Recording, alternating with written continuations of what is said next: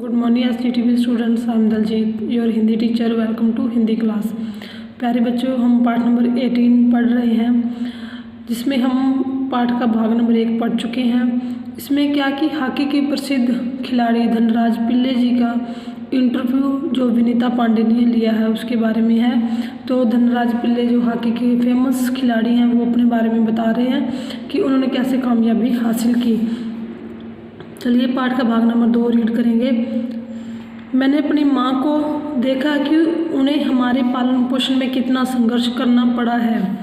मेरी तुनक मिजाजी के पीछे कई वजह हैं, लेकिन मैं बिना लाग लपेट वाला आदमी हूँ। मन में जो आता है सीधे सीधे कह डालता हूँ।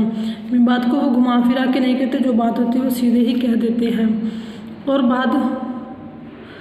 बाद को कई बार पछताना भी पड़ता है। मुझसे अपना गुस्सा रोका नहीं जाता। दूसरे लोगों को भी मुझे उकसाने में मज़ा आता है। मुझे ज़िंदगी में हर छोटी बड़ी चीज़ के लिए जूझना पड़ा, जिससे मैं चिड़चिड़ा हो गया हूँ। साथ ही साथ मैं बहुत भावुक इंसान भी हूँ। मैं किसी को तकलीफ़ में नहीं देख सकता। मैं अपने दोस्तों और अपने परिवार की बहुत कदर करता हूँ। मुझे अपनी गलतियों के लिए माफ़ी मांगने में कोई शर्म महसूस नहीं होती। विनीता, आपके परिवार की आपके लिए क्या अहमियत है? धनराज, सबसे अधिक प्रेरणा मुझे अपनी माँ से मिली। उन्होंने हम सब भाई बहनों में अच्छे संस्कार डालने की कोशिश की। मैं उनके सबसे नज़दीक हूँ। मैं चाहे भारत में रहूँ या विदेश में, रोज़ रात में सोने से पहले माँ से ज़रूर बात करता हूँ। मेरी माँ ने मुझे अपनी प्रसिद्धि को विनम्रता के साथ संभालने की सीख दी है। मेरी सबसे बड़ी भाभी कविता भी मेरे लिए माँ की तरह है और वह भी मेरे लिए प्रेरणा स्रोत रही हैं। विनीता, आपने सबसे पहले कृत्रिम घास एस्ट्रोटर्फ पर हॉकी कब खेली? धनराज, मैंने सबसे पहले कृत्रिम घास पर तब देखी जब राष्ट्रीय खेलों नेशनल में भाग लेने 1988 में नई दिल्ली आया। मुझे याद है कि किस तरह सौम्या और जोकोविच कारवालो मुझे एक कोने में ले जाकर कृत्रिम घास पर खेलने के गुर बता रहे थे, और जब वे बताने में लगे हुए थे मैं झुक झुक कर उस मैदान को छू रहा था। मुझे विश्वास ही नहीं हो रहा था कि विज्ञान इस तरह तरक्की कर सकता है जिससे कृत्रिम घास तक उगाई जा सके। विनीता, हर युवक का यह सपना होता है कि उसके पास एक कार हो। आपके पास पहली कार कब आई? धनराज, मेरी पहली कार एक सेकंड हैंड अरमाडा थी जो मुझे मेरे पहले के एम्प्लॉयर ने दी थी। तब तक मैं काफ़ी नामी खिलाड़ी बन चुका था, मगर यह कोई ज़रूरी नहीं कि शोहरत पैसा साथ लेकर आए।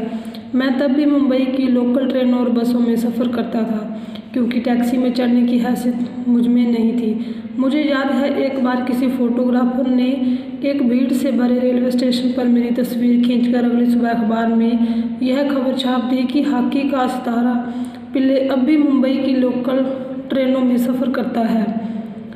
उस दिन मैंने महसूस किया कि मैं एक मशहूर चेहरा बन चुका हूँ और मुझे लोकल ट्रेनों में सफ़र करने से बचना चाहिए। लेकिन मैं कर भी क्या सकता था? मैं जो भी थोड़ा बहुत कमाता उससे अपना परिवार चलाना पड़ता था। धीरे धीरे पैसे जमा करके अपनी बहन की शादी की और अपनी माँ के लिए हर महीने पुणे पैसा भेजना शुरू किया। आज मेरे पास एक फोर्ड आइकॉन है जिसे मैंने सन 2000 में ख़रीदा था, मगर वह किसी कारपोरेट हाउस का दिया हुआ तोहफा नहीं, बल्कि मेरी मेहनत की गाड़ी कमाई से खरीदी हुई कार है। विनीता, सफलता का आपके लिए क्या महत्व है? हॉकी को आपने इतना कुछ दिया, इसके बदले आपको क्या मिला? धनराज, कुछ रुपए इनाम में मिले थे, मगर आज खिलाड़ियों को जितना मिलता है उसके मुकाबले में पहले कुछ नहीं मिलता था। मेरी पहली जिम्मेदारी थी परिवार में आर्थिक तंगी को दूर करना और उन सबको एक बेहतर ज़िंदगी देना। विदेश में जाकर खेलने से जो